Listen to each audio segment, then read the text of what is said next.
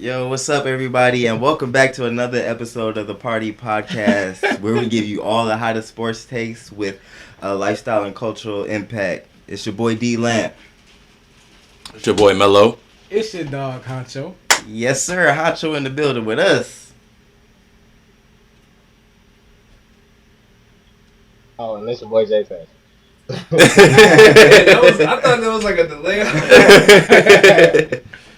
Man, what's going on, man? Y'all see where I'm at, man. I'm in the building with my dogs, man. Yes, sir. I had to pull up on them. Man, what episode are we on?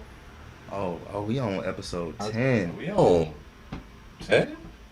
Already? Episode 10. I swear it's man. going by quick, bro. I swear it's going by quick. It's that time, man. Hey, Jay-Tay, we got Van in the studio. We got to get you in the studio next. Facts. Bro, we all get in the studio, bro. It's reps, bro. We all get in the studio as reps. Bro. I got it. Or y'all gotta come here. When y'all come here, Or I was about to say maybe it's vice versa. Maybe we gotta come there. Bro. Once it get nice, we just gonna have to plan a party trip down there, bro. I'm with it. Oh, yeah. Facts. That sounds like something that needs to I happen. already know Jay will take care of us. We probably on some Prince Hakeem.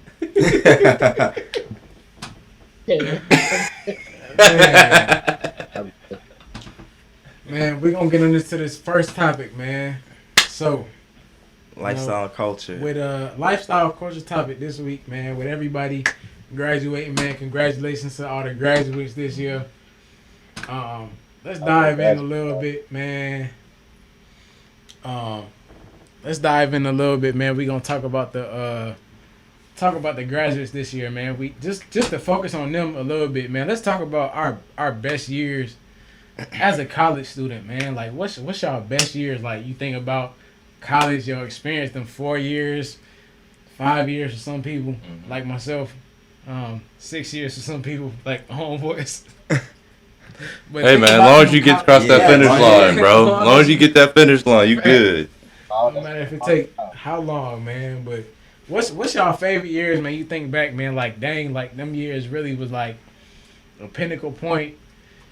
Made some type of difference. Was like amazing when you think about it. Like got so many memories. Like what's y'all pinpoint year? Whether it be freshman, sophomore, junior, whatever. 2014, 15, whatever, man. What's y'all best years, man? Let's start off with Lamp, man. What you got, Oh, man? man. What's your best years, bro? This is a tough one, and it's a tough one because I'm stuck in between 2 years. Talk about it. So, freshman year, I love freshman year because everything was new. Like you was experiencing everything fresh. First time. Right. Yeah, it was the first time. Like, oh, my mom ain't here to tell me I get to do what I want. Bed, you feel me? And then like on top of that, meeting all the people that I met. So it really was just like networking and all that stuff. So like all that was like a big part of my college life because those people that I met in my freshman year became like the people throughout my whole college experience. That you rock with, yeah. So I feel like my freshman year was a really good year, but also my sophomore year because that's was kind of when I was like, I kind of established like what I wanted to do and like a schedule for myself and like kind of got comfortable with like college and stuff. And it was also the time I feel like I played some of the best basketball I ever played. I used to be balling on cats. I go to the rec. Tear people up. It was bad. So yeah, and that was like I used to play. Me and Jay used to play basketball dang near every day.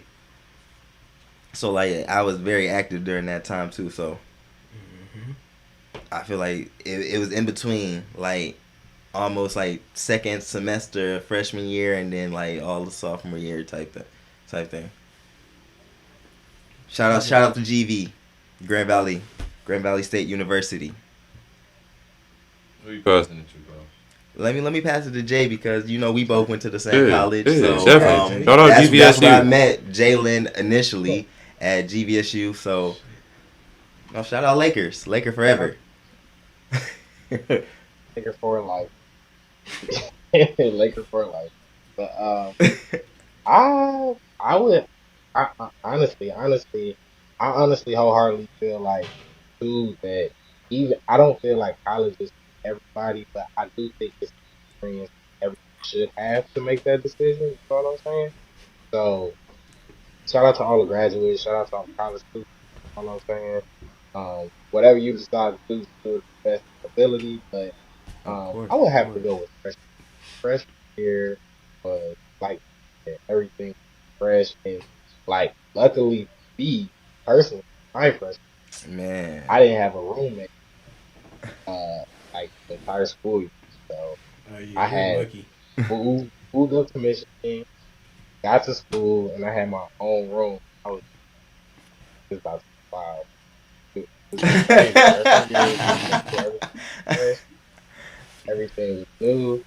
I could go on and on about the crazy stories. I met Lent my freshman year too, so I mean, just the experience, man. I mean, like, just the crazy stuff happened fresh. But after that, like Lance said, I really enjoyed like sophomore too. But like I said, college was pretty for me. So I honestly feel like freshman year was a top year, but I enjoyed my college experience. So I'm gonna I'm gonna toss it to Melo. Let's get it. What you got, man? So I'm stuck between 2 years, but for two different reasons. So I'll go I'll go my best year, just having as far as just a good time, brotherhood, fellowship, all that. And actually, before I even go into that, shout out the party. It's hard now to see a bunch of educated black men, right? We got guys in here that are degreed up. You know what I Oh mean? Like yes, that sir. first Yes, generation sir. type college students type deal. You know what I mean? So that's huge, and we definitely. I just want to big up you guys real quick. Take a second to big up you guys Thank on you, that. sir. Like I Thank said, you. Shout out to um, y'all. but to move on to so hey, appreciate it. So to move on though, my best year as far as just having a good time, enjoying college, and just living the college experience was definitely. It wasn't my freshman year, but freshman year was a great year. It was actually, it was 2015, the summer of 2015.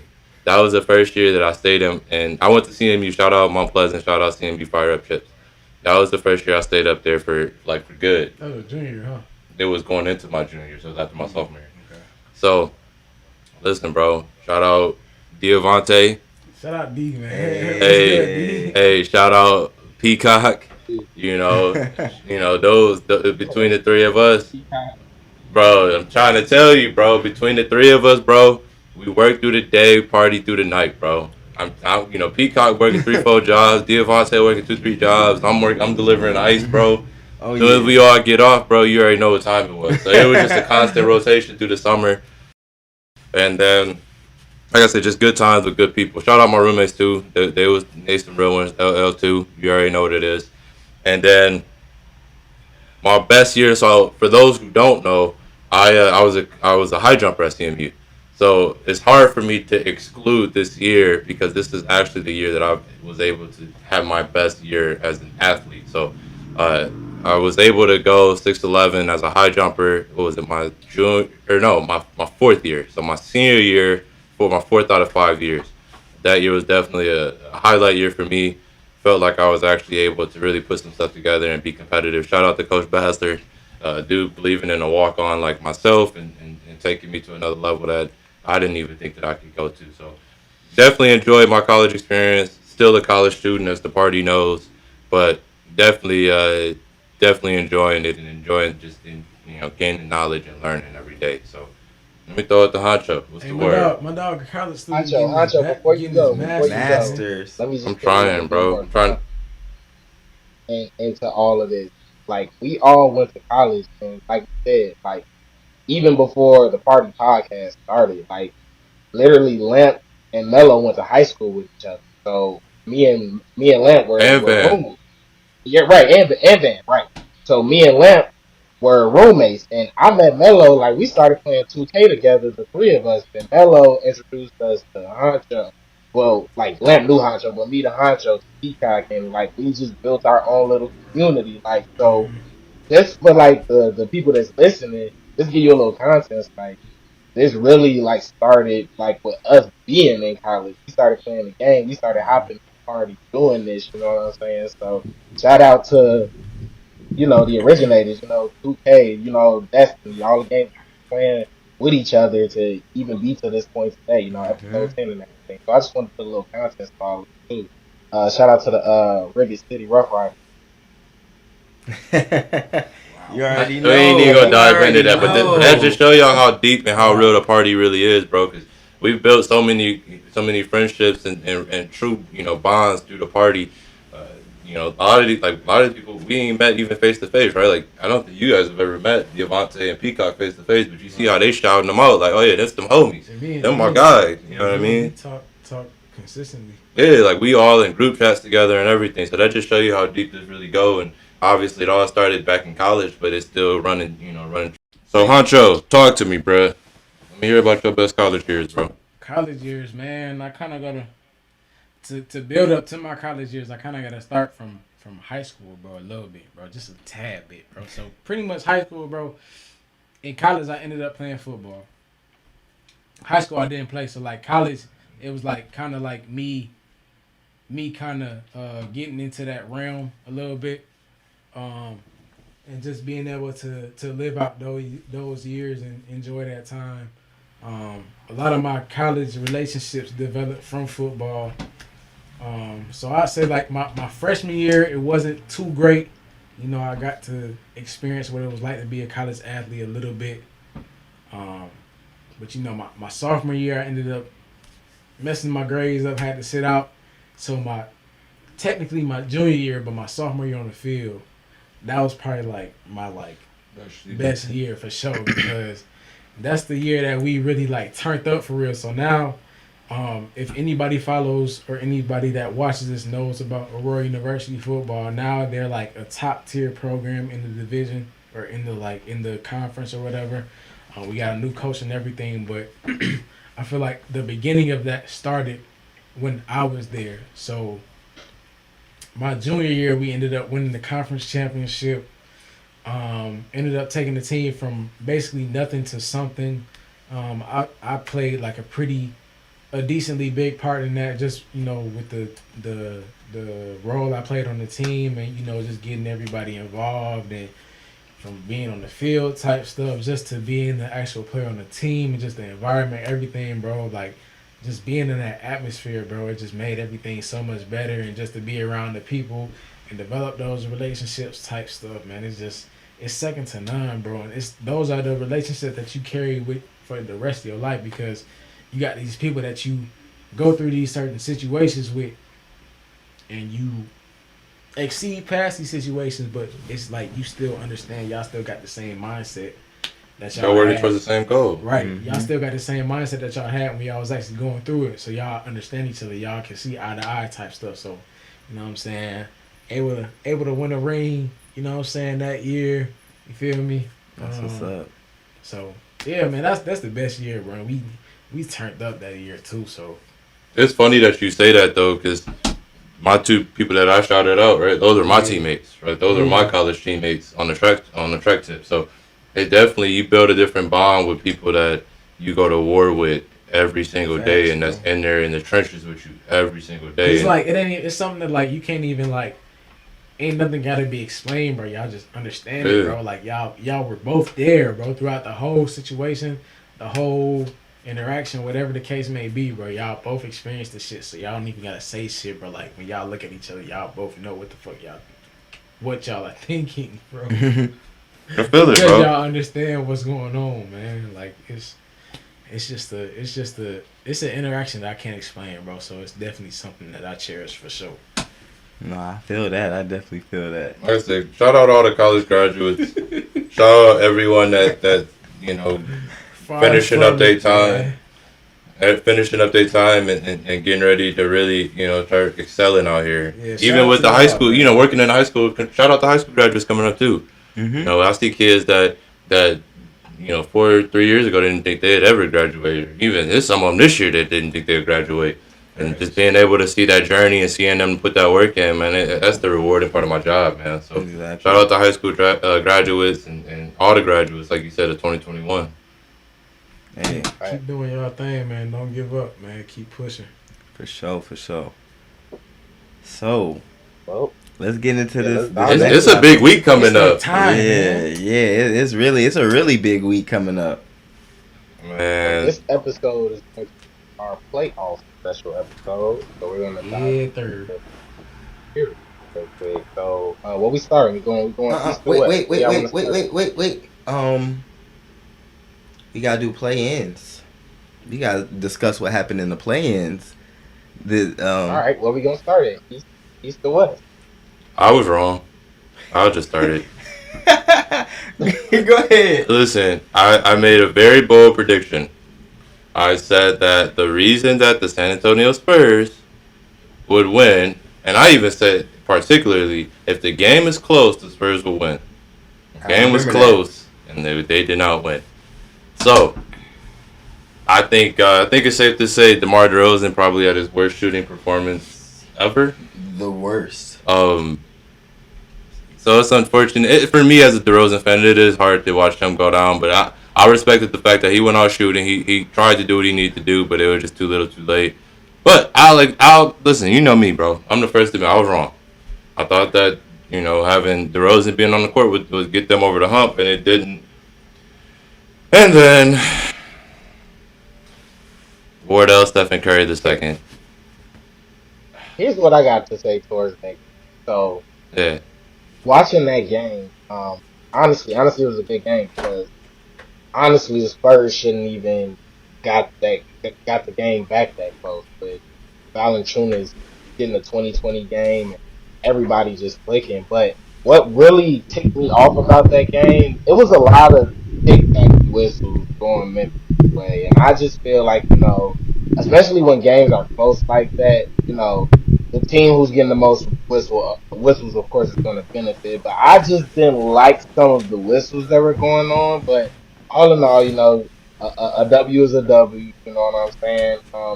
It actually turned out to be a great game. It was a terrible start to like watch, but you can't trust these NBA leagues too much. Leads too much. So it was nice to see the Spurs make the adjustments. They just gotta they got some work to do in the off season. Shout out to Greg Popovich, but they weren't even supposed to be here. You know what I'm saying? So that was just my outtake of the series. Like I said, it was pretty evenly matched, but it was a lot of whistles going towards for Memphis. Yeah. Real quick before whoever goes next, free DeMar DeRozan. If you're not gonna build around him, you gotta get him up out of there. Free DeMar DeRozan, real man. And I'm not excusing his bad shooting performance, but if you're not gonna build around him, go into a full rebuild. Don't have this man wasting some of his best prime years doing this just to get to a 10-9 seed play-in. Put him somewhere in contention, at least do something that you know what I mean. I feel you on that. You got a shooting guard playing power forward. Yeah, let that man flourish. Let that man actually play for something. Because right now that he's not playing for anything. Like you Nothing said. at all. Yeah. I really, real quick before Lamp go, I really feel like DeMar DeRozan is somebody that really DeMar is cut, so I feel like he deserves that respect, and I want him to get that respect. But I feel like he needs those extra push forwards to really get him that respect. So I'm gonna give him that respect for sure, just because I know he a bucket and he a baller regardless. But everybody don't see that way. As far as the games go themselves, I really thought the I didn't think that game was gonna be as close as it was, simply because how the Grizzlies started. I feel like it could have went a different way. I feel like the big man played a big role in that game, with Ying and Valanciunas going back and forth. I feel like that was a big role within a role playing, a shift within the game. Just with how whoever won in that game, I feel like that was a big role within the game. And then just watching the Lakers and the Warriors afterwards. I don't know if I'm jumping ahead a little bit with this, but just watching that game afterwards, it kind of it was crazy just to watch both of them back to back, hand in hand like that. Just because it was one close game, then it was another close game. So that was crazy for me just to see. Yeah, what you got, Lamp? So let me just start by saying the playing games are definitely a good thing for basketball. Mm-hmm. Whoever made that is not going to get fired and probably never will to get fired. Yeah, especially with the pandemic, like that was a perfect idea. Like that's crazy how like everything just panned out, and we still got more to watch. Mm-hmm. And tonight was the Wizards and Indiana game, if I'm not mistaken, and I believe Wizards won.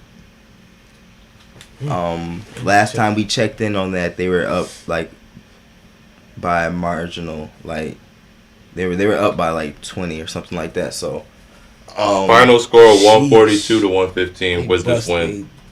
142 to 115. Ooh. Yep. Yeah, sorry, Indiana. Stay at the crib.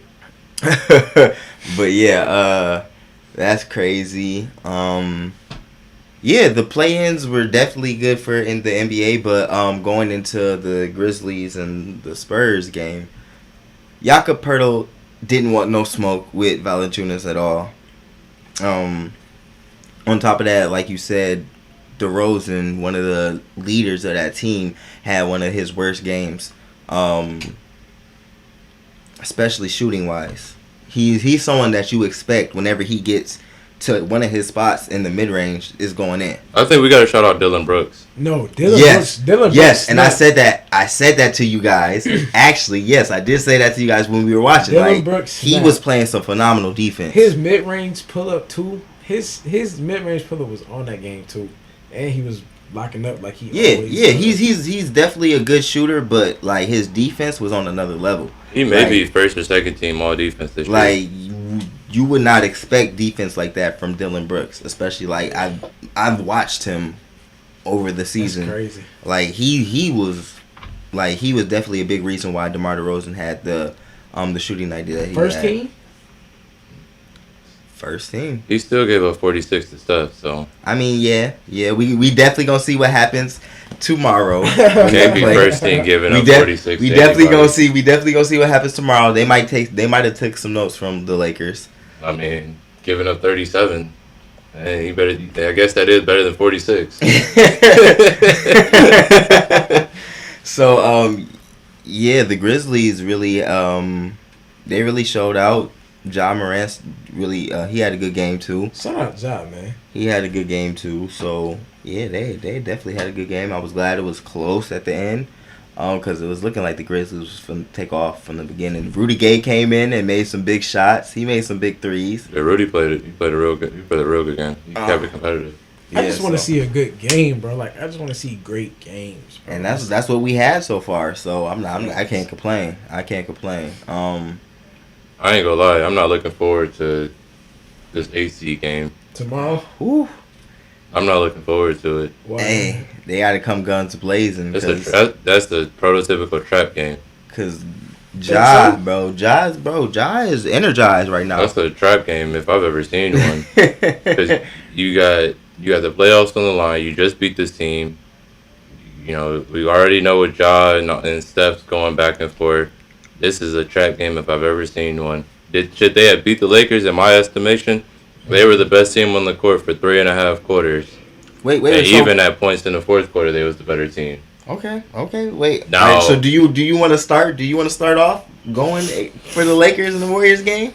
We can go there. Jay, it's happening, bro. I'm just saying he's talking about the Lakers and Warriors game. I didn't talk about the Lakers and Warriors game. I'm talking about the Lakers or the Steph versus the Grizzlies. I ain't got nothing to say about the Lakers Warriors game. Y'all can talk about it. Jay, you see me looking back and forth. I'm waiting on it. Wait. Finish what you were saying. My bad. I thought you was talking about the Lakers. No, we can go into that. I just was saying, like, I'm just as a Steph fan, I'm not looking forward to this 8 game because like I said, it's a trap game. Anything can happen in this game. Yeah. It's hard beating a team that you just played, and even though that the Spurs low key could have still won that game, I still just I get weary about it. But go ahead, bro. Let's talk about it. I can't run from it. Who's starting? I'm starting. Yeah. Okay. So, that game was definitely the Lakers and Warriors was definitely a good game too, from dang near start to finish. There was a lot of things I took away from it. Wait. Just before we continue, just so I understand, because I feel like I understand to a certain extent. But when y'all say trap game, let's explain to the people a little bit for me too. Just what do y'all mean by a trap game? So, a trap game is essentially you go into the game knowing that you're going to get a dub. Right, okay. And so you basically, you don't prepare the same way that you prepare for the Lakers. Right, okay, gotcha. Especially because you just beat them. They just beat them. And you know that you got something else on the horizon. So, for example, let's say if this was the regular season, let's say the Nets had to play Orlando before playing the Lakers. Mm-hmm. Generally speaking, that's going to be a lot tighter of a game. Right. Why? Because they're more focused on the Lakers than they are Orlando. Gotcha. Now, I'm not saying that they're more focused on the playoffs. I'm more so coming from it from the standpoint they just beat this team. This team has extra motivation to want to beat them. To me, that's what makes it the trap game. Whereas, not that the Warriors don't have motivation, but this is the Grizzlies. Yeah, it took 46 points, and they was the game was tied in the fourth quarter. Just a minute, in that game. Because honestly, you could say the same thing, and it's just really how you approach the game. Because you could say the same thing about the Wizards. Mm-hmm. The Wizards have beat the Pacers every time they played them. True. Throughout the season, so having to play them in the play-ins for the last spot in the playoffs, it's just hard, dude. It's harder because you go in thinking, yeah, they can't touch us. We already beat them, and we shown them that we're the better team. But that team also goes into that game like they're not beating us no more. Right. You feel me? So makes sense. Makes perfect sense. All right, so heading back to the Lakers and the Warriors game, I also want to bring this to the light. I've been watching a lot of sport talk shows, and I've been hearing a whole bunch of stuff that I'm just like, bruh, come on now. In disagreement with? Yes, in total disagreement with. So I've been hearing a whole bunch of LeBron, like, because of the shot he made to win the game, like, his whole performance had then all of a sudden become a golden performance or something like that. My dog said he was seeing not one, not two, but three. I don't even want to get into that because that in itself made me like, bro, come on now. Like, don't try to, like, don't make this more than what it already is. Right. Like, this is not a drama. Like, you add in all of this extra context that probably really wasn't the case. You probably just like your eyesight was blurry. I've been poked in the eye before. You don't see triple of things. It doesn't work like that. And I've been poked in the eye bad playing basketball. So, like, I don't think it really works like that, but okay, if you want to add to the effects of how hard you thought the shot was. Yeah, like his eyes was like James Harden. Remember how James Harden had that red eye? Yes, For a dude that got poked in the eye that hard, bro, his eyes look just fine after the game. And throughout the game, outside of when he hit that three, and he was like, I can't see. So, like, that really just, like, I'm like, come on, man. That drew me away from the whole... Like, LeBron had a good game. Even though in the beginning of the game, it was terrible. But he ended up with a good stat line. But, bro, come on. Come on, you making it worse, at least to me. Like... Can you just say it one time for me? You was about to say it. But what was I about to say? Start with an S. Stop it. Stop it. Come on, man. Stop it. I was definitely about to say it. I know you was. But other than that, like, I feel like the Lakers were supposed to win this game. This should have been, especially the way they were playing Steph. You guys are triple teaming him, doubling him, trying to trap him, trying to get him to the corner so he doesn't have anywhere to go. and you have LeBron, AD, and Drummond on the court. Actually, Drummond didn't stay on the court long because Well, he got put to the court. he didn't stay on the court long. That's the problem. Somebody who's supposed to get the rebounds and be that guy, he didn't stay on the court long because he got dragged out to the 3-point line, and he didn't like that. Years after playing Twister at the 3-point line. Y'all different. He didn't like that. He didn't like being dragged out there, so he had to go sit down. Him got dragged. He didn't like that. So the thing is, I feel like this should have been an easy game for the Lakers, but on the other hand, there was one person that was an X factor, but he was the ultimate X factor to where they should have won the game if he did what I thought he could have done. So the one person I was talking about before the game even started, and I was talking about this to the guys when we were all watching the game, I was like, if Draymond Green can score 10 points, the Warriors will win. Draymond Green did not only not score 10 points, he only scored 2 points. But I will give Draymond Green this. He played tremendous defense. He was guarding pick and rolls by himself. Mm-hmm. He made AD look like, I don't know, not AD. He made AD look like, I don't even know who to compare him to, because AD was Kwame Brown. we not gonna get into that. We're not even gonna get into that. Shout out Kwame. That's really out of love, Kwame. I just wanted to get your name out here.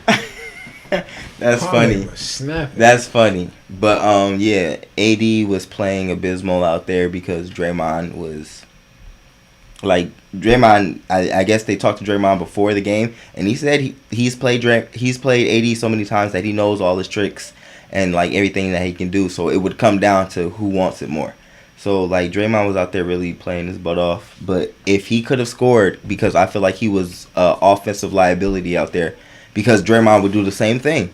He would screen, they would trap Curry, Curry would pass it to Draymond, Draymond would start dribbling towards the rim, but instead of trying to actually take it to the rack, he would try to find the backdoor cutter or find. He did that 3, 4, 5 straight times and kept throwing the ball away. Exactly. Half the reason for all the turnovers in the exactly. third quarter. You're doing the same play. The they're smart enough to know that you're not going to take it, right. So we're just going to cut off this backdoor screen or this backdoor. So I feel like if he would have actually tried to take it to the rack or be more aggressive, it would have opened up more opportunities for the rest of the team. Mm-hmm. So other than that, I feel like it was a really great game. It came down to the wire. LeBron had to hit a clutch 3, which he's known to do. He's known to hit clutch shots, but I just didn't like the fact that he made it so dramatic. So let me kick it to Jay. Honestly, the Lakers just had a terrible first half. They couldn't make anything. Melo kind of spoke on it prior to the show. Kind of topic. And I'm sure he'll dive into a little more, making the adjustment to play Western Conference. I think the Lakers went in with the mindset they wanted to buy, but we quickly seen how that didn't work. Shout out to Jordan Poole and yes, I know Anderson. Those boys make big shots. They made really big shots. That's just a true testament to Steph and Draymond. Like you said, people thought they were going to expose Steph this year, and just thought that Steph wasn't going to have the season that he's going to have. I really want people to really see the game that was put together yesterday, and just think if Klay Thompson. You know what I'm saying? Just insert Klay into that situation. Just insert Wise in that situation. Just insert Kelly Oubre with that unit. You know what I'm saying? And shout out to Andrew Wiggins. Andrew Wiggins made some really, really big shots right in LeBron's face. Like he was like, he was give me the ball, and I hope we get that same Andrew Wiggins when they play Memphis because like Melo said, because this is a game that can be extravagant. You need that Andrew Wiggins because Andrew Wiggins he was bringing it. He was bringing it to prom, man. He really, really he had 21 points and he really was like, you know what? I'm not scared. I'm gonna go get this bucket. I'm a rally around the troops. You know what I'm saying? And that's one thing that I can say the Warrior team has done, and that's why it was such a close game is because of how they just mesh so well together. I mean, they know how to play with Steph Curry, man. So shout out to the Warriors, man. And I foresee them winning this game, but up for grabs, man. We gonna see. Go ahead, Melo. I'm gonna keep it short. I was wrong again. I said, well, in a way, I originally said they would get the 8th seed. I'm technically You not did. fully wrong, but I thought that they would beat the Lakers. I wholeheartedly, in my heart of hearts, thought that they could beat the Lakers, and they were 3 points away from doing so. So, shout out to Lakers though. They played it. They made great adjustments, throwing in Wesley Matthews, taking out all the bigs, and just having AD essentially take over that big position. But this game scares me, man. I ain't gonna lie to you. I ain't gonna lie to you at all, man. This is my hope, and then we can go to the next series. The best player usually in this time of the season, the best player on the best team wins. True. So we know who the best player is. We just got to make sure all the others, and Jay already alluded to some of those guys, the Juan Toscano Andersons, the Jordan Pooles, even the Michael Molders, right? Those, and the thing that scares me is the fact that those are all G League players. And when I say that, like Juan Toscano Anderson just got off of a 2-way contract last week. Jordan Poole played half his games this season in the G League. If I had to y'all point out 10 players and Michael Mulder was in there, y'all couldn't point them out. So my fear is that those type of guys may not be ready for that type of light, those type of pressures. So I know, obviously, Steph played a terrific game last night. Could he have done some things better? Yes. Could he have been more aggressive at times? Yes. But I just need to make sure, especially those other guys, show up, and I think that we can be in a good position to go ahead and show Ja Morant one last time, that you're not ready for this level yet. But hey, like I said, I'm on record. It's a trap game. I'm worried. So let's see. What's the next round, man? We got that's the potential 1-8 play in. You want to start with the 4-5 with Clippers and Dallas? Oh, we can start with Clippers and Dallas. Isn't that a rematch? That is a rematch from last year. So I'm gonna kick it to. I'm gonna kick it back to Jay. I want to hear from Jay real quick. Dallas and the Clippers. So alluding to the trap games and traps. I think that this is the trap series of the Western Conference Finals, and I'm gonna tell you. I mean, not the Western Conference Finals, but the Western Conference preliminaries, the opening rounds first. Dallas played really good basketball towards the end of the season, and I don't think that they were talked about enough. I just think, shout out to Rick Carlisle, man. I just think what he's doing and what he's putting together in Dallas is something really special. Tim Hardaway Jr., man, you need to get some praise as well. You've been having a really good season. He has. But, I mean, the Clippers got to show up. I mean, I don't feel like, once again, even last year, Dallas had nothing to lose. And once again, we're seeing a weaker Western Conference right now, with injuries, going on. So I just feel like that, I mean, me personally, I'm going to take the Clippers. I'm going to take the Clippers in 7. I'm going to take Clippers 4-3. I'm going to take Clippers 4-3. I think it's going to be a 7-game series.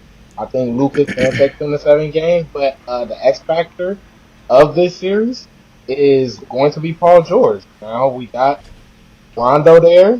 We know Kawhi gonna bring it. One thing we can say whatever we want to say about Kawhi, but we know he's going to show up in the playoffs. I mean, he brings his basketball prowess when he plays in the playoffs. So I'm gonna just take it there. But this is a trap series for the Clippers. I think it's gonna go 7 games. I think the Clippers win the seventh game, but I'm gonna stick with it being a trap series, man. Like I said, this can be another toss up for the simple playoff P play. Are we gonna get playoff P? You know what I'm saying? I don't know.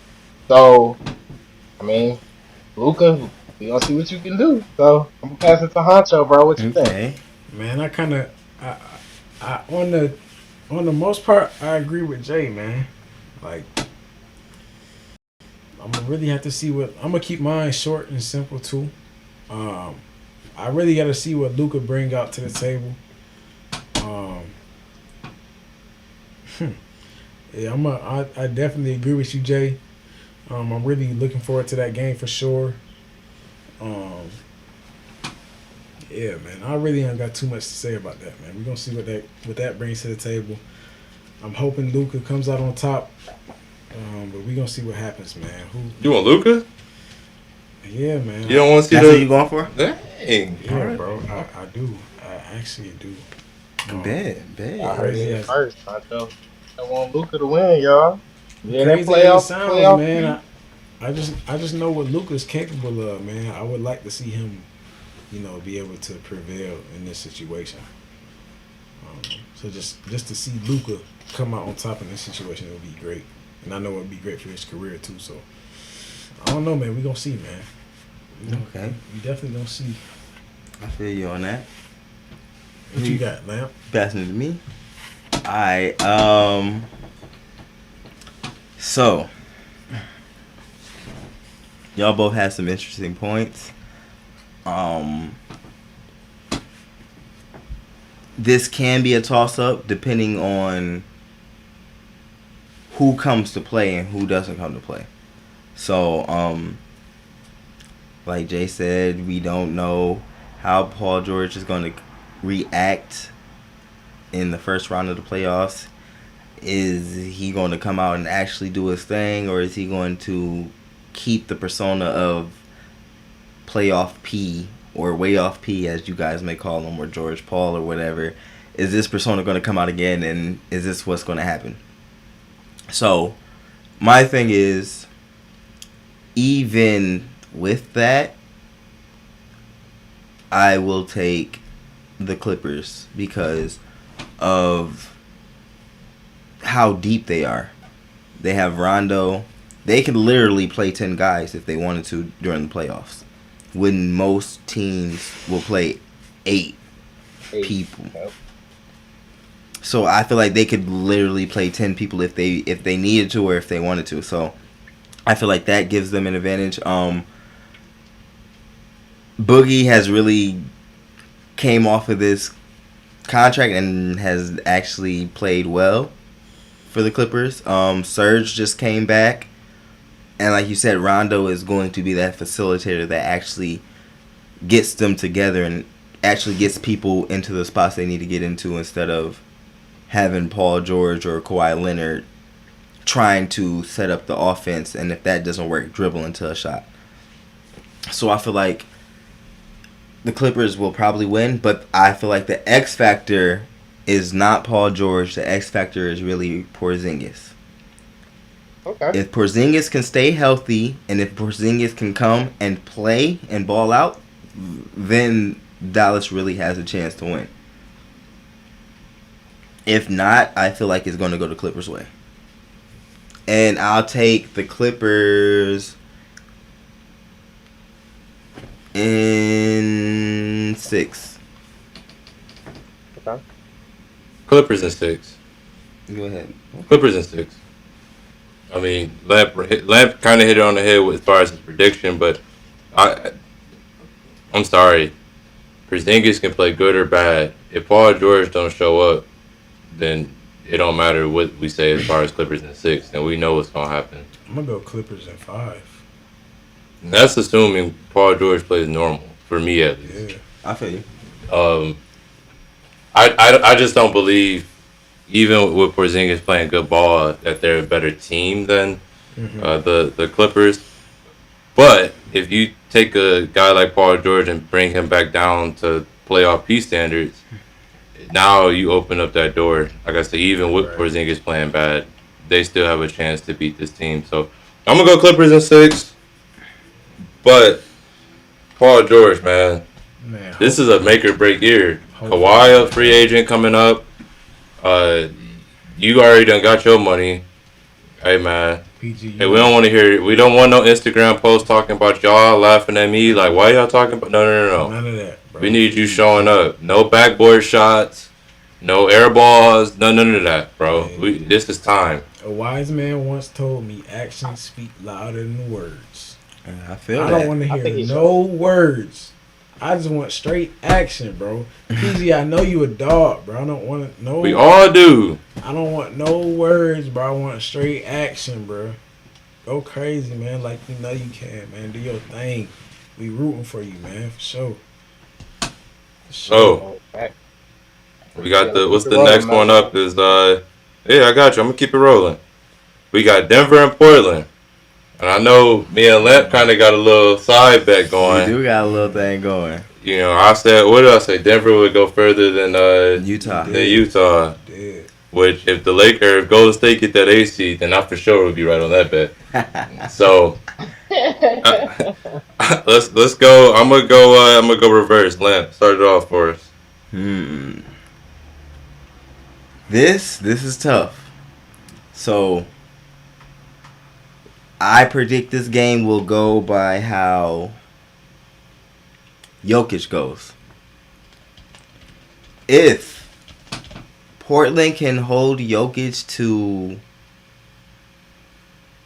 like a 20-10-5 game or something like that, like Jokic numbers, but not outstanding, they can win. They definitely can win. But if Jokic is going for 30, 10 and 10, 38, 40 and stuff like that, Portland is going to be in trouble. So you can't put Cantor on Jokic. So Nurkic is going to have to step up. I'm interested to see how Aaron Gordon plays in this series. I'm also interested to see how Norman Powell plays in the series.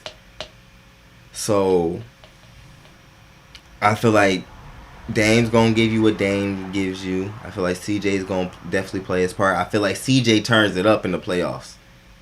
I feel like CJ is not that guy to play with. They switch roles in the playoffs. Hey man, they might switch roles in the playoffs. They might switch roles in the playoffs. Bogus. I'm telling you, CJ turns it up. So I could definitely see Portland winning.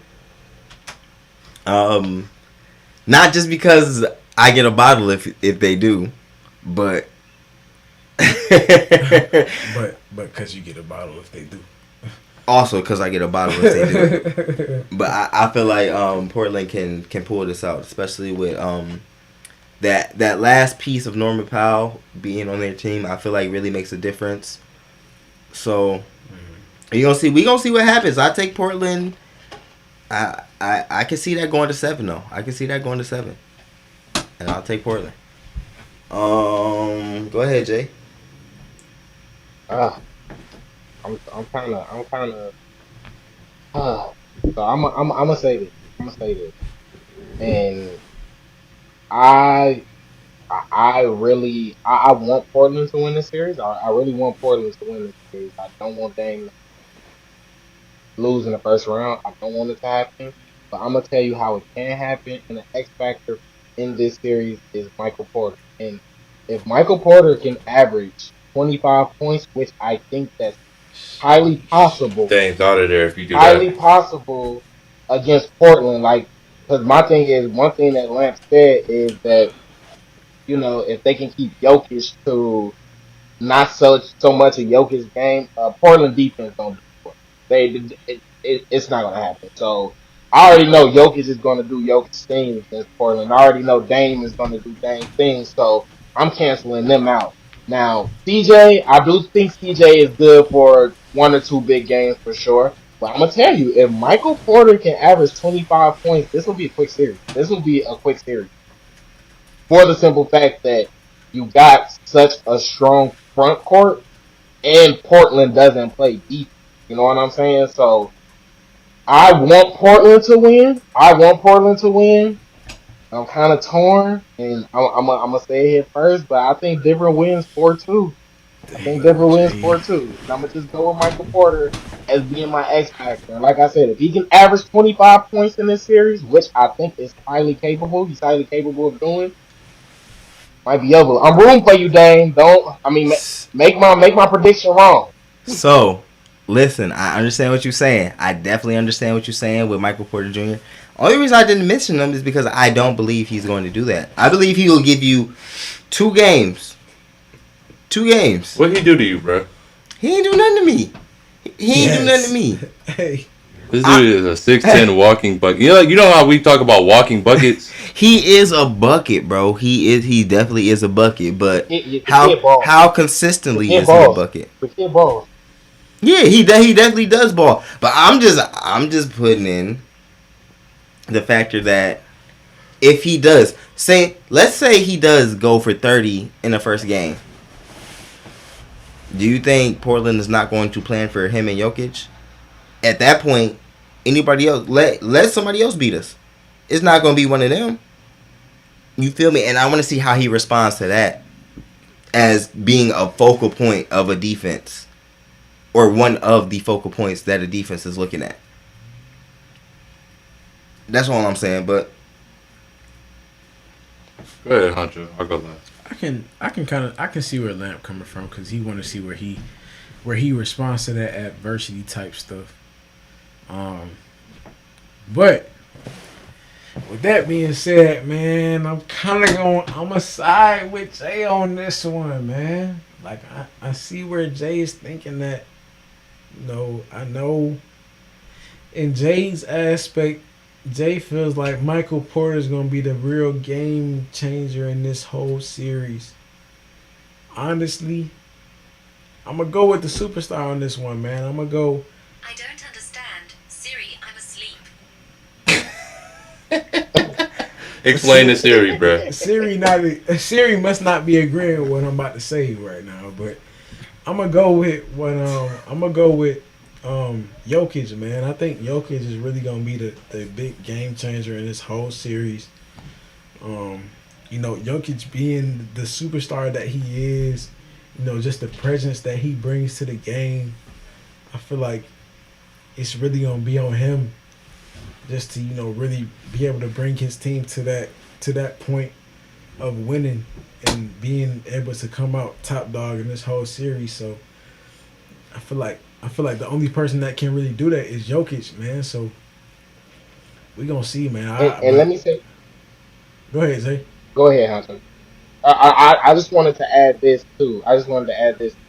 ESPN, the NBA announced the finalists for the MVP award, and it's Jokic, Steph, and Embiid.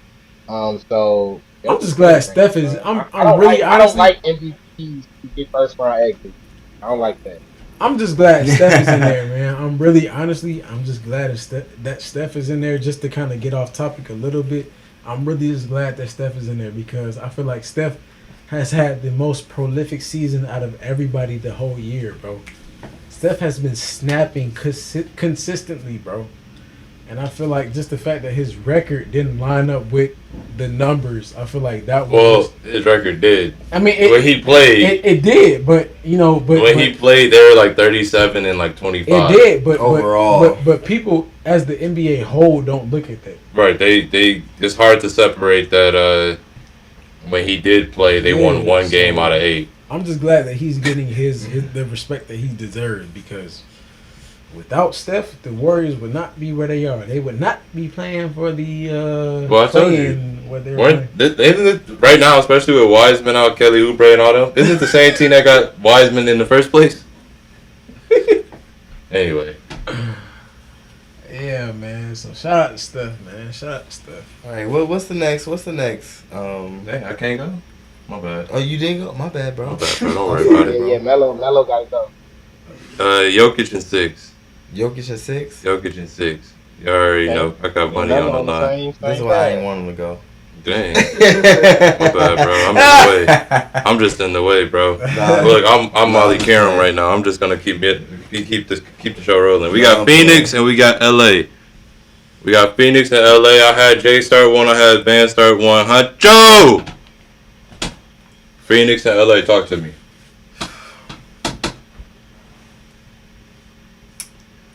I'm gonna have to go.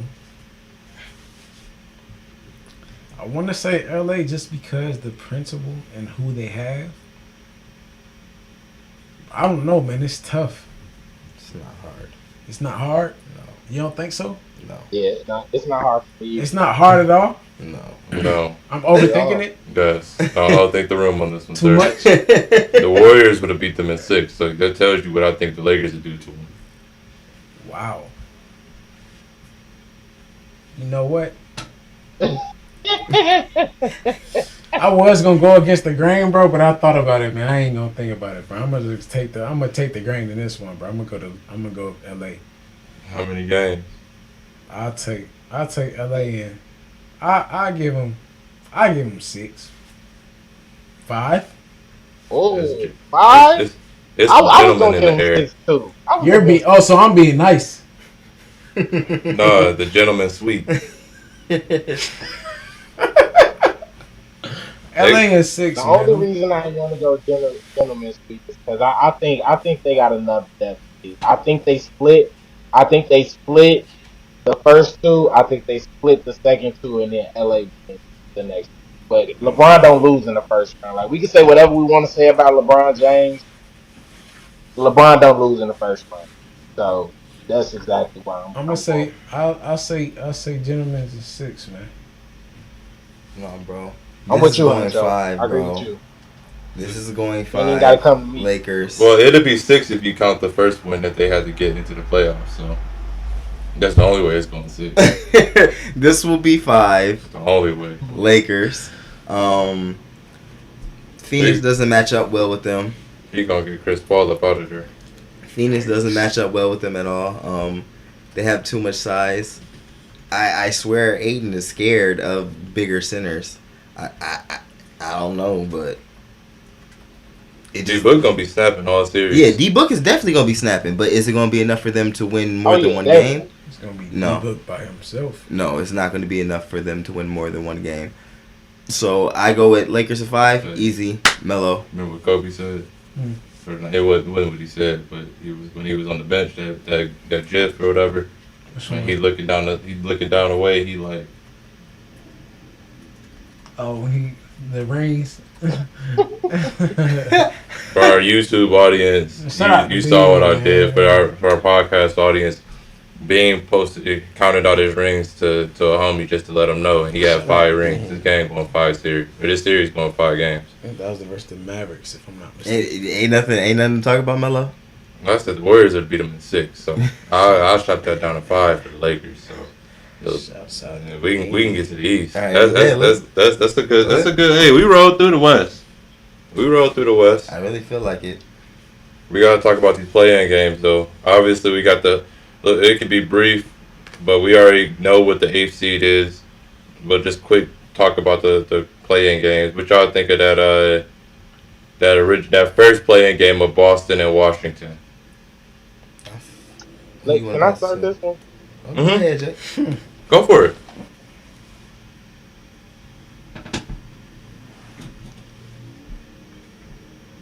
All right. So, the day of that game, I was talking to my boy Creed. Shout out to Creed. Shout out to Doc. That's my boy. And I literally told him, bro. I was like, I really see this. I really didn't see a blowout. I honestly thought it was going to be a closer game. But I told Creed. I literally told him. I said, if Jason Tatum scores 50 points, they're not losing. And what did Jason Tatum do? Put 50 on their head.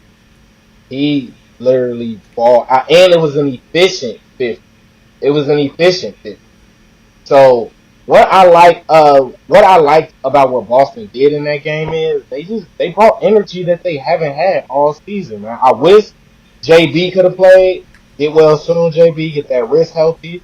But honestly, I just felt like that Boston had more energy than Washington. And, you know, my thing is people could talk about the hammy with Bradley Beal. I mean, if you come out and you playing for the playoffs, I mean, if you out there, you out there. You know what I'm saying? So I just thought Boston just did a good job of bringing the energy.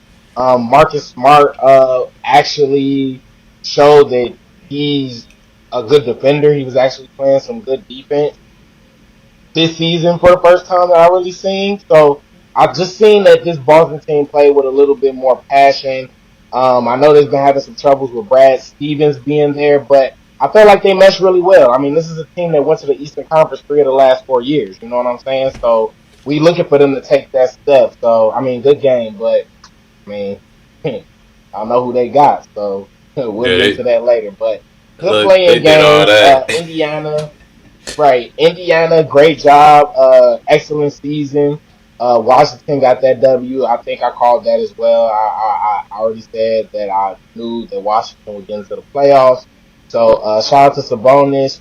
Shout out to Karis LeVert. Shout out to Indiana. Awesome season, but I mean, they ran into the Wizards and they got the W. So it was a blowout W. So I'm gonna leave it at that for right now. The playing games are really good in the East as well, and I'm going to toss it to Melo this time. Let's hear from Melo. So playing games. It, I will say this. Shout out Jason Tatum. That Jason boy Tatum ball. by himself outperformed Russell Westbrook and Bradley Beal with all the chips pushed to the front of the table. So shout out Jason Tatum. I'll keep doing that. Jason Tatum. I do feel bad that he played that hard just to get KD, Kyrie, and James. So we'll get in that here in a second. Um, Charlotte, Indiana.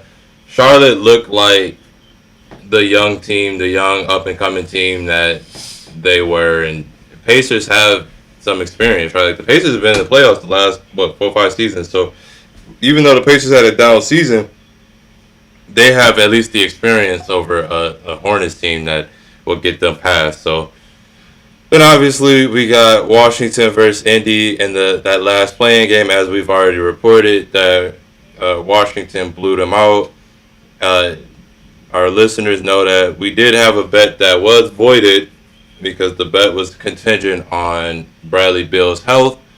I did say that if Washington didn't have Bradley Beal, that the Pacers would have won. Obviously, Bradley Beal played, and the rest is history. So, shout out, let's see, the Boston Celtics and the Washington Wizards for securing those 7 and 8 seeds in the first playing games. So, I'm gonna just leave it at that, and we'll as we continue, we'll dive deeper into the actual matchups. But what's your thoughts on the playing games for the playing tournament?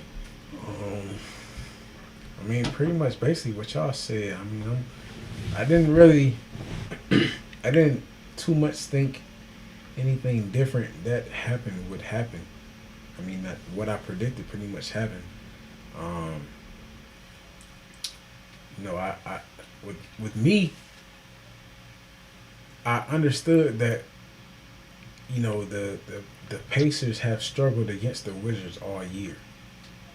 They haven't beaten them all year, so it was understandable what would occur in the game, come time for them to play.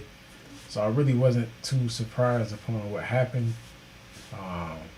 I didn't think it was gonna be that bad, but it got bad. It got ugly. It got bad. So shout out to the Pacers though, man. They did that thing. Definitely, fought to the end. Um, as far as it goes with Jason Tatum, I honestly didn't think he was gonna do what he did. I really didn't. Like, I know that he's a bucket and all that, but I didn't really think that. You didn't think that Jason Tatum would outduel Russell and Bradley Beal? No. Me neither. Shout out Jason Tatum, bro. Shout out Jason Tatum. Like, I had a trade, bro. I could have got Jason Tatum for LeBron this season, And I don't know what I was thinking. No, I'm stuck with LeBron in fantasy. Anywho, what? All right, man. So starting with the Boston and Wizards series, like y'all said, shout out Jason Tatum. He balled out. Ain't no other way to put it.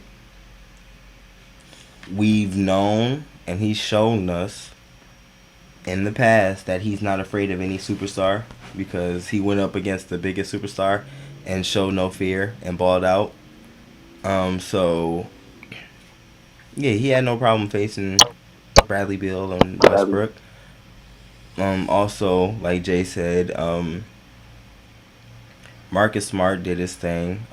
He has always given Westbrook a problem because everybody, well, not everybody, but especially majority of people, and me, of course, thought that Russell was going to bring the intensity because most people don't understand this, that the Wizards start as Russell starts. Bradley Beal is going to get his no matter what, but Russell brings everybody else in. He does basically what James Harden did for the Nets. He does that for the Wizards. He had a bad game. He let Kemba get inside his head with a lot of those charges that were drawn on him, a lot of the calls that were called on him. He let that get to his head. But a lot of players have bad games. If you look at the Warriors and the Lakers series or the play-in game, AD and LeBron had bad games. But they just came out on the other end and won. And people act like LeBron had one of the greatest play-in games ever, even though this is 2 years old. But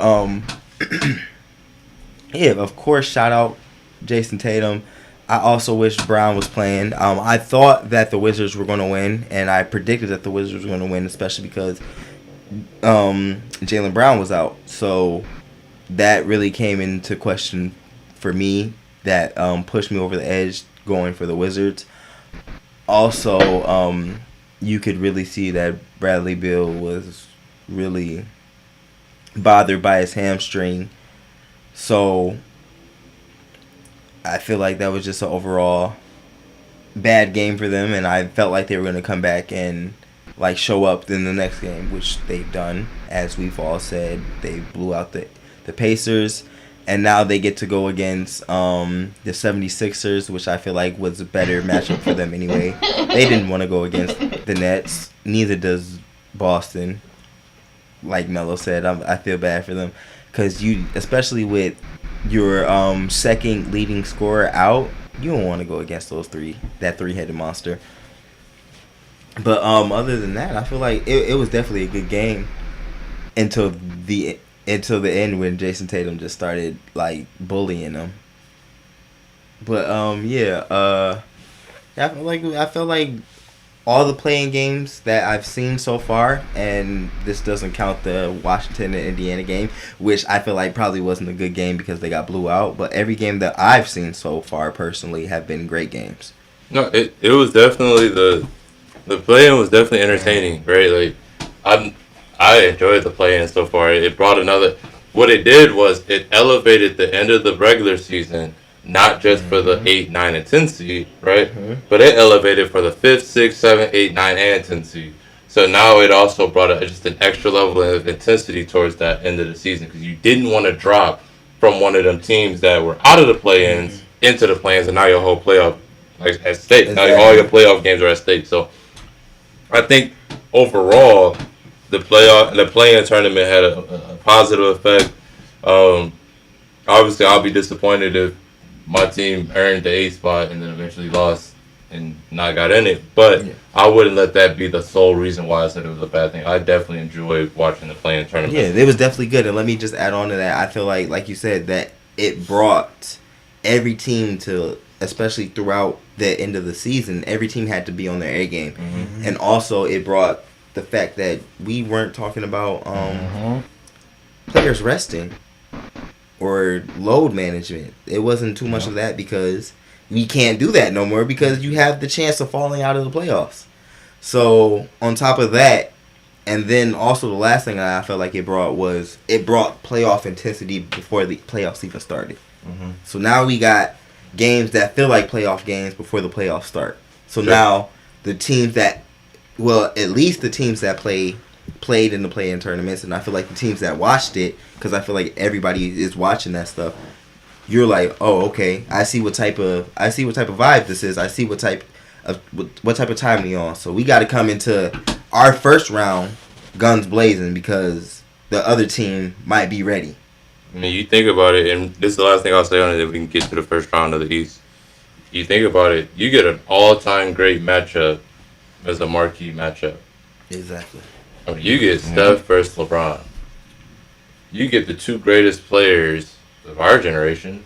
The rival that's been the last 4 or 5 years. Right. Like the And only more other player importantly, that this era of basketball. Those are two those most are influential players. Yeah. those are our greats, right? Like Kevin Durant may be the best player, but as far as our all-time greats, KD's still behind Steph, right? Like when it comes to all-time great, what Steph has been able to do, what LeBron's been able to do is unparalleled when you think about just our generation when outside of maybe a Kobe, right? Mm-hmm. So you get that in the first round, no matter what the circumstances were about each team. I mean, it's always, you can't, as an NBA fan, as an NBA follower, you can't hope for anything other than that. So, like I said, shout out to play-in tournament.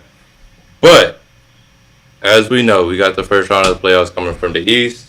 Let's kick it off with, we got Philly versus Washington. I know what I think of this series, but let me see. I'm gonna go back to Jay. I want to go back to Jay. Let me hear Jay on this. Philly versus Washington. Who you got? So I think this is going to be a gentleman's sweep. I think y'all know Brody is my favorite. Player. That's my favorite player in the league. He brings the intensity, but I just think Philly's too much. I think Doc Rivers has the upper hand over Scotty Brooks. Embiid's gonna have a field day. I think Embiid's gonna have a field day, which is going to make which is going to help out the others on that team. But like I said, I'm gonna give my boys in Washington, Bradley Beal and Russ. I want to give them one. But I honestly just think Philly's been a powerhouse this season, man, and I just feel like, this is. There's really, really rare windows to win in the NBA. You know what I'm saying? So now that they do have home court advantage, they play better at home. I honestly think Philly just get the gentleman sweep in this one, and that's that on that. And I'm going to toss it to Lamp. All right, bet. So I kind of agree with you.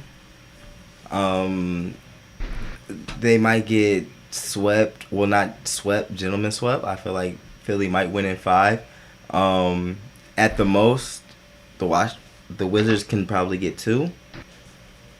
But I feel like this all depends on how Bradley Beal plays, because Bradley Beal will have to cancel out Embiid. 2? At the max, bro.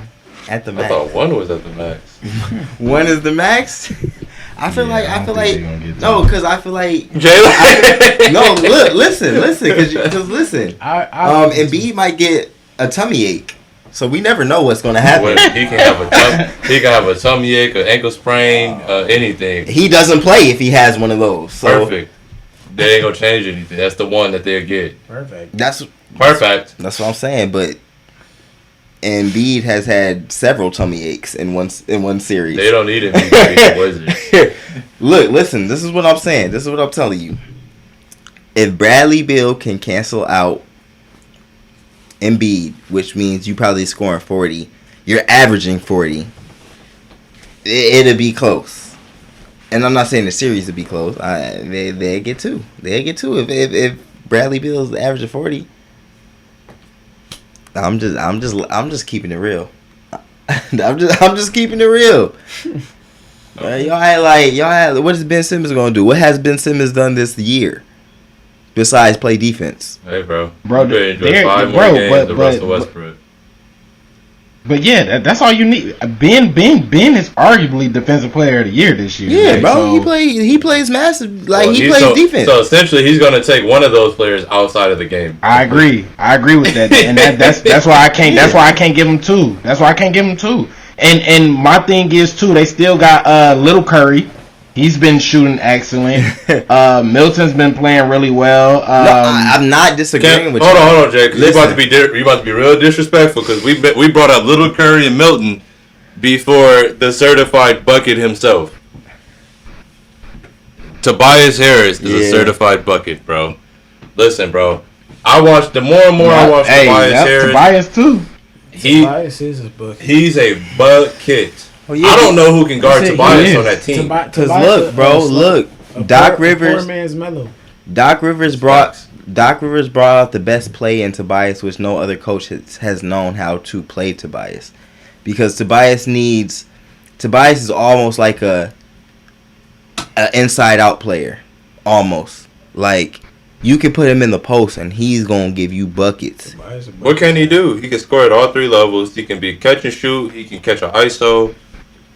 Yeah, that's what I was gonna say. He's a forward. He's a guard in a forward body. He been like that. But like I'm saying, Doc Rivers has definitely found out how to use. You know what? Yeah. You know what? Harris. Don't even worry about it. 76ers and 4. Bro, chill, bro. Gotta talk me into it. Chill, bro. Sheesh. Goodness gracious. And 4. And a sweep. I'm gonna give him the gentleman.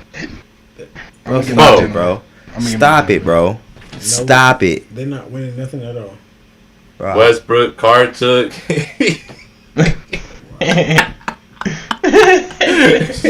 Bradley Beal, Carter Field.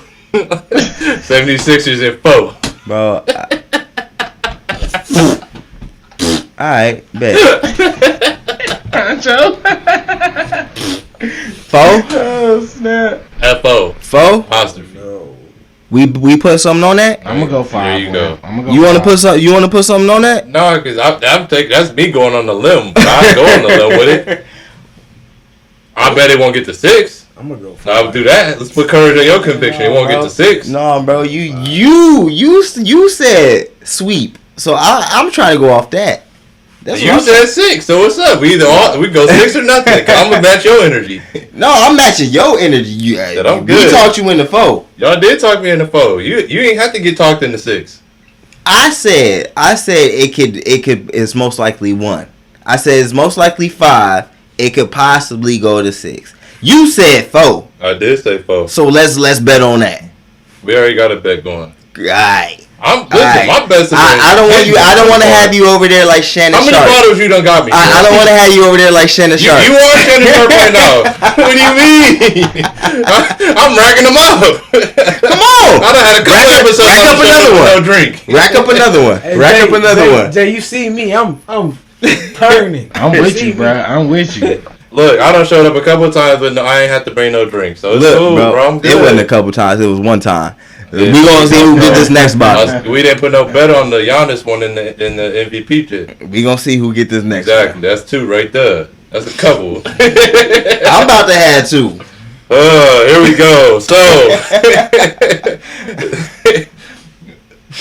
did you go yet, man? Yeah, Huncho. Right, you over there quiet, bro. What's up, man? Go. I went already. Who you got? Philly and what? He said Philly in 4. I said Philly and 4. Okay, I'm just making sure we got through everybody. Yeah. All right, bet. Keep mine short and sweet. I'm trying to hear what y'all talking about. Man. Well, listen. This might be these next couple. Well, let's get the obvious one out the way, and then we can work our way back to the good two. Brooklyn and Boston. Oh gosh. Next. Go ahead, Huncho. Do I have to answer? Yeah, Brooklyn and Boston. God, Brooklyn. Sheesh. And what? You 4. Yikes. Jason Tatum can get 1? No. Jason Tatum can get 1 at the most. At the most. 1. Next. Next. I think I answered everybody's question for them. Lamp, who you got? Man, this is not a question, bro. If Jason Tatum scores 50, it might be close for 1. You got It might be close for one, but that's too much firepower, bro. I got the Nets. It's too much, man. In 4. Jalen.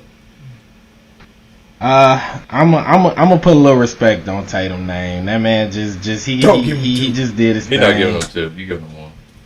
I'm gonna give him 1. I'm gonna go gentleman's sweep, and this is exactly how they gonna get they one. They'll win game 1. That's it. Golly. I'll go with Jalen. I'm gonna give him 5. It's like bringing a knife to a gunfight, man. I'll go 5. Kyrie gonna take the night off for something. I don't know. Who knows? Just because he feel like it. Listen, this is a hobby for him. It doesn't matter as long as Harden plays. What they say, Kyrie treat the NBA like a hobby and still went for 50, 90, 40. Bro, that's why I said they'll get the first game. I just feel like they'll wake up Brooklyn. You know, we'll finally. Everybody been saying they haven't had enough time to play. I still think it's a close game. I just think Boston gets that win. Brooklyn wake up and just win in that. I done heard Nash say this is good for us too many times. They don't need to be waking up anymore. It's time to play. All right, I think we're all in agreement that this is definitely Boston or Brooklyn in at least 4 to 5, right? Yeah, 4 to 5. 5 is not. I wanted to get that one out the way because we got some real series coming up that are some real toss-ups. So, bro, these might be the best series. These might be the best series of the first round. These next 2 that you about to say, they might be the best. And the first one won't be the best to watch at all by any means, but it's gonna be a good series as a basketball fan. New York Knicks versus the Atlanta Hawks. I'm gonna put you know what? I'm putting Lamp right on the spot. He love to put me on. I love to put you on the spot because you're gonna say something that I'm gonna go ahead and fall. You're gonna fall for the bait, and I'm gonna reel you in. So go ahead, Lamp. Now like I said, this is a tough one.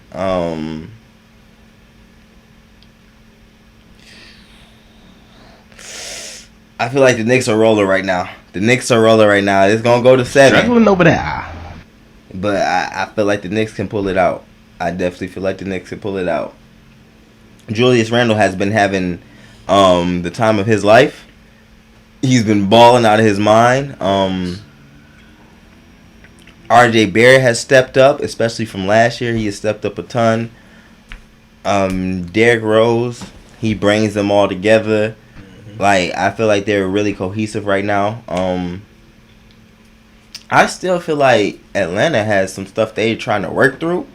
I don't know what's going on in Atlanta, but I feel like one game they're amazing, the next game they're dull, and so I don't know, but I definitely will put my money on New York 7. I feel like Trae Young doesn't shoot the ball like he used to. He's more interested in trying to become the point guard they need. Remember when they tried to compare him to Steph? Yeah. I never thought that was gonna happen, just but because of his quote unquote. But the closer you can be to Steph, the better. And I feel like he's going the opposite way right now. So Steph going this way, he's going this way. The gap widening and Steph 33. He young. Yeah, he is young, but you gonna have to like. Well, he got this team to the playoffs. Yeah, Put some respect on Trae Young. No, I'm not saying he like. They be too quick. I'm not to give him that. They gave him the Steph title too much. Look, I'm not saying he's had a bad season or anything by far. I feel like he's had a good season. I feel like that he could have had a better season. I've had him in fantasy, so I know what he's been doing. Like, I feel like he could have definitely had a better season than he's having. So I'm gonna take New York 7. Let me pass it to 7. Let me shout out to. Let me pass it to Van. Let me see what you got. Shout out to 7. Oh God. 7. Steph messed the game up, bro. Steph is a 1 of 1, bro. We can get into that though. That's another topic for another day. He's literally. Steph did mess the game up, bro. I'm not gonna lie to you. Right, because he makes the stuff that he does look easy. Right, and now everybody else wants to be like him, and they can't. And like a casual fan won't realize that Steph has only shot under 40% one time, and that was in a 5-game season. Some of these dudes ain't never. Dame's only shot 40% one time in his career. I don't know if Trae Young has ever shot 40% from three. And not only that, but he makes more threes than them. So not only does he make more, but he shoots more. Anywho, go ahead, bro. What game we on again, man? No, Knicks and the Knicks and I'm taking Hawks. the Knicks, bro. and what? I'm taking the Knicks in 5, bro. In 5? Knicks. Knicks In one. 5? I'll get a Hawks 1. Yep. Knicks in 5. Listen, I'm gonna go right now because I Knicks and 6. Knicks and 6. Knicks in 5. The only reason, and they both are 7-3 in their last 10 games, so they're both kind of at the same mark right now, and they finished obviously the regular season both at the same record. The difference to me in the playoff basketball atmosphere is defense, and I'm still questioning the Hawks' defense. True. I don't question the Knicks' defense. That's exactly why I'm giving them. I question the Knicks' offense, but I don't question their defense. So for that reason, I'm gonna go Knicks in 6. If it goes 7, like Lance said, I won't be surprised either. I struggle seeing Atlanta being ready to take that step just because of their defense. The Lakers show you one game. the Lakers show you that you can win off defense. The Hawks get one game. Hawks get one game. Jay, you gonna let them talk about your newfound city like that, bro? Hawks get one game. Talk to me. Hawks get one. Game, Well, I'm gonna put it like this. I'm for the sake of the argument, I'm gonna go Knicks 6 games like Melo. But if it does go to a 7th game, it's a toss up. Either team can win. I think one person that we're not taking into account when we talk about this series is Clint Capella. Clint Capella is a huge factor as far as matching up with the Knicks. Now, the reason why I'm picking Knicks, like I said, I think Nate McMillan and Tom Thibodeau both have done an excellent job with their respective teams. I do think Atlanta, like I said, I just honestly think this is going to be a fun series to watch. Like, I've been paying attention to the Knicks, and the Knicks are actually a really fun basketball team to watch, is because we know Julius Randle is the most improved player. Some people might even have him in their MVPs, but the reason why the Knicks are so fun to watch is because, like, you just can't hone in on one player. One night, D Rose might go for 25, 30 points. Another night, you might get RJ Barrett shoot over. And since the All-Star break, he has been shooting over 40% from the 3. So you might have RJ Barrett coming up with a big game. Real quick, Jay, he shot 40% on the season, too. Oh, yeah. So RJ, shout out RJ Barrett. So I just feel like that's going to be too much for Atlanta, as this being their first time being in the playoffs in quite some time. So I feel like with the fact that the Knicks have such a cohesive team, I think that's going to play a big factor. But don't get it twisted. Trae Young, Clint Capella, John Collins, Cam Reddish not going to play in this game 1, but Lou Will still out there. Bogdanovich. What's his name? Bogdanovich. He's been balling out towards the end of this season. So I think, don't they? Yeah. Yep, and Gallo. Yep. So they're still. And I think Nate McMillan being there is really good for them. So like, I really feel like this series is a toss up. So I'm with Melo. If the Knicks, I got the Knicks winning 4-2, but if it goes 7, either or. So it'll be some good basketball. So me personally, just going back to what you were talking about with them having that experience, I feel like that's going to be a big part in this series. Mm-hmm. Like you said, the Hawks don't have that experience. You know, the Knicks got, granted, you know, D Rose has had his playoff experience. He hasn't necessarily gotten as far as he necessarily wanted to in the playoffs, but he has that experience still. He has that veteran leadership. So I feel like D Rose is going to be able to be an important catalyst in this whole play out of their journey. Just with them having the skill set of a Julius Randle, you know, and everybody else on their team just being able to step up and come to the plate I feel like that's gonna be big for them. So I don't know, man. I don't know if I can't get it. I don't know, man. I don't. I'm telling you, the Knicks defensive pressure. Yeah, It's that's such a what. suffocating thing, dude. Yep. That's Number what I one worry about. I'm defense. telling you, that's what I worry about with the Hawks. That they don't have the same. So if the Knicks are gonna suffocate them on defense, and the Knicks and rather than the Hawks don't play great defense themselves, so the Knicks are gonna still be able to get easy buckets. I'm struggling to think that Trae Young just gonna be able to bombs away on all game, and No, he's not gonna do that. he gonna get a couple games off of them, but Yeah, because if you look at his season this season, he hasn't shot. he didn't shot the ball well. He hasn't shot. He hasn't shot the For ball Trae. well or shot the ball as much. So I think the thing is Right. he wants to be the point guard because they do have a lot of weapons, as y'all have pointed out. They have Capella, they have Bogdan, they have Gallo, they John have Collins. John Collins. So you do have a lot of weapons that you can dish it to. But yeah, you being able to spread the floor also makes that work. So Let me say this before we go to the next series. I guarantee you, I bet you Atlanta wish they kept Carmelo Anthony for a moment like this. Now, if Facts. Melo was on Atlanta playing with this Atlanta team with his knowledge and everything, I mean, remember they bought him out.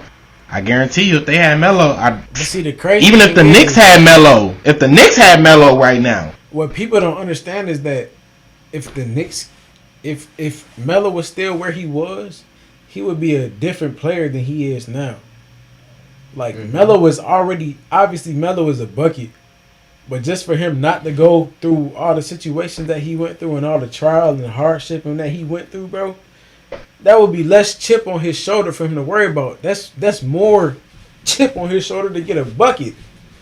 You know what I'm saying? So Melo would be we ain't talk about him in that Portland series, but he's. Totally I think Melo's going to be huge in that definitely. Portland series. He's going Shout out to to be huge. Melo, man. Melo.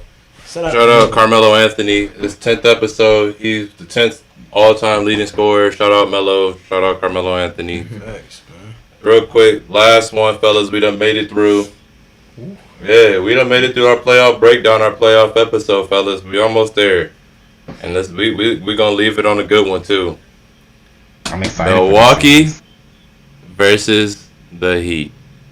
Y'all tell me. Who do I want to start with? I'm going to kick it to myself. I'm going to start one off. Let me start one off. Go ahead. I'm going to start one off on that. And let me tell y'all this. Jay-Tay has spoke some wisdom and some knowledge into me. I'm nervous. I believe that Milwaukee is the underdog coming out the East. Now, and I say that because I've always said Chris Middleton is the third option on a championship team. What option is he currently? The third option. He's behind Drew Holiday, obviously, who's the second option, and the Greek one, that's the first option.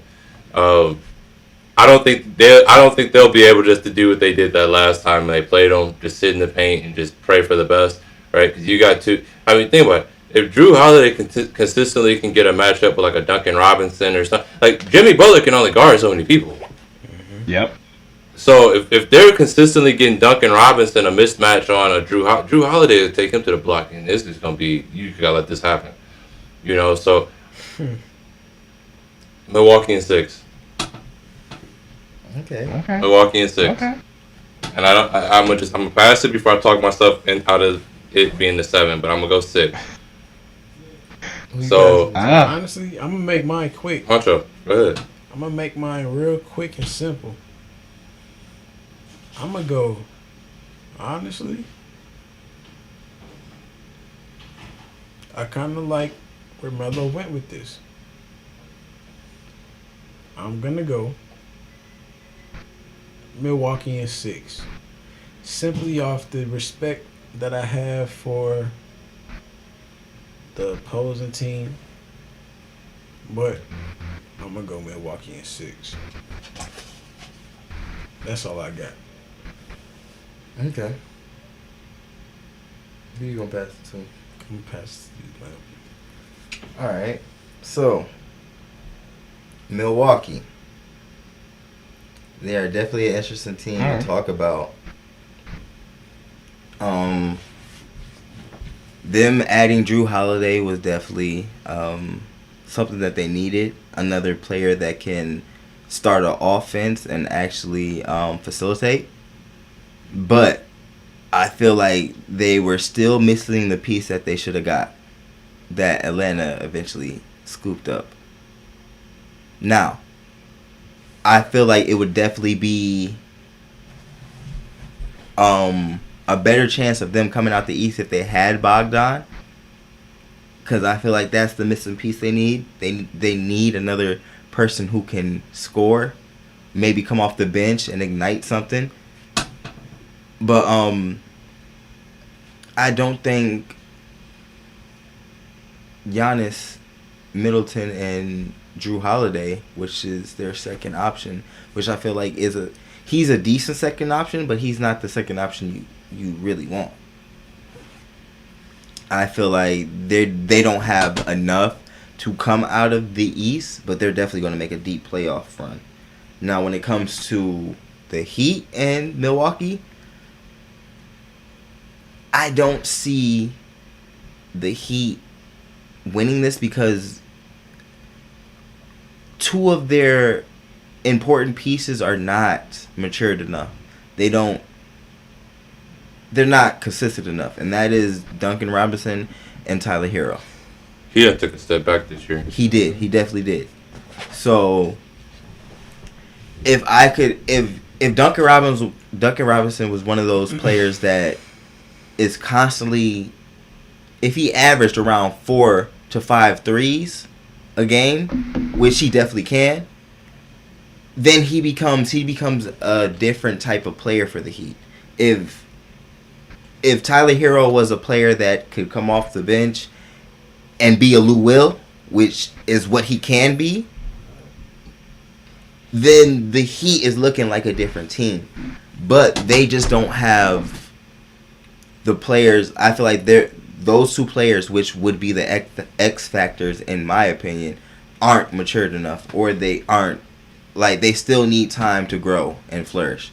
So Bam and Jimmy Butler aren't going to be enough to stop Milwaukee. Like, they did it before, but this Milwaukee team with Drew Holiday is going to be too much for the Heat to handle. So I can agree with y'all. Milwaukee in 6. I'll definitely give Jimmy Butler and the Heat 2. And real quick, let me just say one thing about the run that the Bucks can make. And I'm saying this just so I can put it on record. And if I'm wrong, I'm wrong, but whatever. The teams that Milwaukee has struggled to have all had something in common. And that is a dominant center. I agree with you. The only issue that I see is Brooklyn not having a dominant center. And if the more and more that I look at the series, because I early on thought Brooklyn could win it all. The more and more I'm like, ooh, this is a scary series for Brooklyn. They don't have anybody that can guard Giannis. Giannis averaged 40 points on them in the season. So, are they going to win the series? I don't know. But will Giannis get his pound of flesh out of them? Because that packing the paint ain't going to work without a center. And that's what people keep forgetting. When Philly, when all them other teams were packing the paint, when Philly and Miami originally was packing the paint, it was Bam and Embiid stopping at the rim. That's the last line of defense. Who's stopping Giannis from getting to the rim with Brooklyn? That's my only concern. It's the only concern I have. So I'm excited to see how it plays out. And I'm not saying that, like, we'll see what happens, but I just wanted to at least put on record that the reason that Giannis can get through Brooklyn is they don't have a guy that can guard the rim, Right. like Philly and even Miami, who they see in the first round. So Fellas, we made it through. Makes sense. Wait. Before we finish, let me go ahead and get my 2 cents in. Oh yeah. To your point, look, Melo. you know how it is, bro. Let's get it. To your point, and this is why Milwaukee. So I think Milwaukee. I told y'all that I think Milwaukee is going to come out the East, and for the reason why I'm picking Milwaukee is a super fact. So I got to pick them winning this series, and I think it'll go 4-2. For the simple fact that I don't think them Dade County boys is gonna get swept. I don't think they're gonna get gentlemen swept. They're gonna get 2 games. No. So I just feel like that the biggest thing that you all didn't touch on is the fact that PJ Tucker is there as well. You know what I'm saying? And I feel like PJ Tucker gives them a different type of grit and a different type of look, you know, that they didn't have. And the reason we talked about this on a couple of shows earlier, like earlier episodes. The only reason Giannis isn't getting MVP notice right now is because of his playoffs performance. These people are really like, all right, we want to see Giannis take that next step. And that's exactly why I think that Giannis, this is his year to do it. And if he do it the way that I think he gonna do it, we gonna have to start having conversations on Giannis in a different light. You know what I'm saying? So I just think, for the simple fact that I think that defensively Milwaukee is a lot better now. I think, like Melo said, with Chris Middleton not having to be that second option, and with the addition of PJ Tucker bringing in that defense for him, you know, bringing in that corner specialist from him, because PJ has hit some clutch shots in Houston, the time with Houston. So I just think that's just going to be too much for Miami, and Miami really hasn't been healthy. They've been dealing with COVID. You know, they've been dealing with the hangover from the finals. So I just think Milwaukee gets the upper hand in this series, and that's the playoffs for us, fellas. Go ahead, Melo. Close us out, bro. Wait. Before you close us out, I just want to piggyback on what you said and what both of y'all said. So, I definitely agree with y'all. Milwaukee is definitely an underdog that can definitely come out of the East, and it's not like it could be a surprise. Like, that's something that could definitely happen. The only thing that I think is that will stop Milwaukee is that monster in Brooklyn. And y'all know his name. Y'all know what he does. Yep. And I feel like he turns it up in the playoffs. He told you, I don't know how many times we've quoted this in the show, but I'm going to quote it again. I promise we tried. I promise we tried. But there's not too much you can do to stop that man that recently changed his number to 7. I'm with you. Have no argument with me, sir. I called him. Listen, I'm the one that came on record and called him the boat.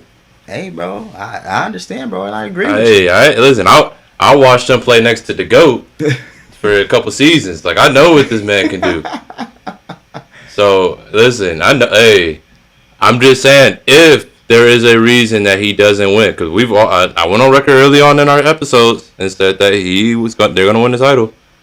The only reason it wouldn't happen is because they can't contain Giannis, because there's no one at the rim that can guard the rim consistently against Giannis. That's the only thing that'd be what derails them. But like I said, and I didn't start thinking about it until the more and more we started having these breakdowns. Like, hey, that's the real weakness for Brooklyn. So, anywho, any last words before we get to the last part of the show? Oh yeah. So before we do shout outs, we definitely, the team talked, and we definitely want to get some guests on the show. So we definitely want to see some people. Like, if you're not following the sports podcast, then you definitely need to follow at the Party Sports Podcast on Twitter and IG. Go follow, please.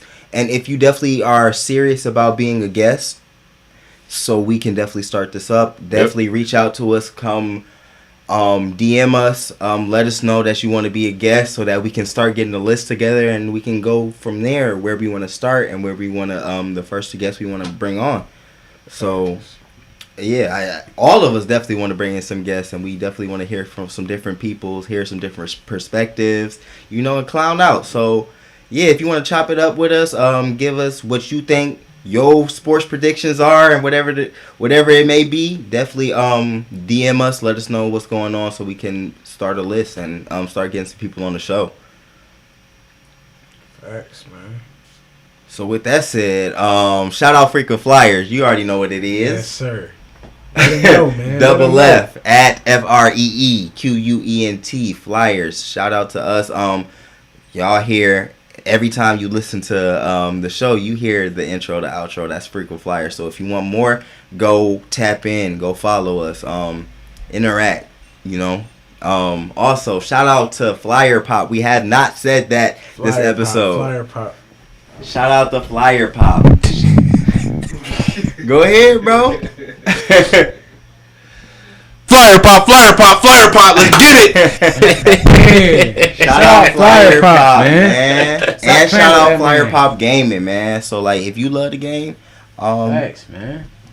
reach out, tap in. You might be able to make the team. Yes, sir. Also shout out to Aaliyah Cherry photographing.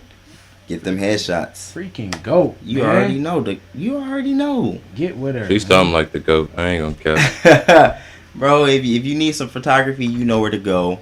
You need them headshots, you know where she at. Also, shout out to my guy, Venor Design. Wait, it ain't even that. Oh, no my more, bad, man. bro. My bad. Is he bro. ready I'm to tripping. break? Look, you Is he got- ready to break the news? Listen. Wait. You gotta see. Look, read it. Read it in wheat. Read it out loud. Read it for the people. Norris Visions? Norris Vision. Norris Read it Visions? in wheat. Norris Vision. What's the The last name three letters? change. What's the last three letters at the end though? LLC. LLC. You know what Okay, that I means. keep trying to tell y'all his price You know what going that up. means?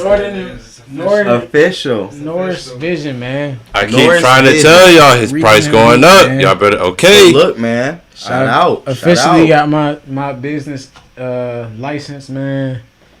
It's a blessing, man. Been through a lot. Blessing Hey, to be man. here, man. We You just already know. coming up from here, man. If y'all need anything done, whether it be websites, logos, video work, whatever the case may be, man, Norris Vision. We help you get your vision, bring it to life, man. Let me know, man. I got you, man. Hit me up. I got you, man. Let's work, man. You already know. And last but not least, you already know the GOAT. Jay, there's not too much we need to say. Facts. We already know he got it. He got it in. Like, hey man, just wait. We waiting. I'm ready, bro. We I always can't know wait. Jay. We always know. I Jay. can't wait. Just know Jay-Tay got something cooking for y'all. Stay tuned. And then also Oh, go ahead. No. I was just saying, you know, we out here working. We trying to make big things pop, man, for sure. Oh yeah, everybody doing their thing, and I know I just shouted out everybody, and shout out to my guy who's getting his masters as well. Shout out both the guys who my man Jay has his masters too. You know these guys are goats, man. And I like I said, I done shouted out everybody, but I really mess with these guys. They really big part of my life, and shout out to them. You know, give them their flowers. You know, give your friends their flowers. Just so y'all know, I got kicked out of doing my masters, so y'all are still doing y'all. So congrats to y'all, bro. They kicked me out, bro. It partly was due to COVID, but they kicked me out. Y'all are still Man, going. that's tragic, so bro. Congrats to y'all, That's man. tragic. For real, like that's big. Like y'all still doing y'all thing.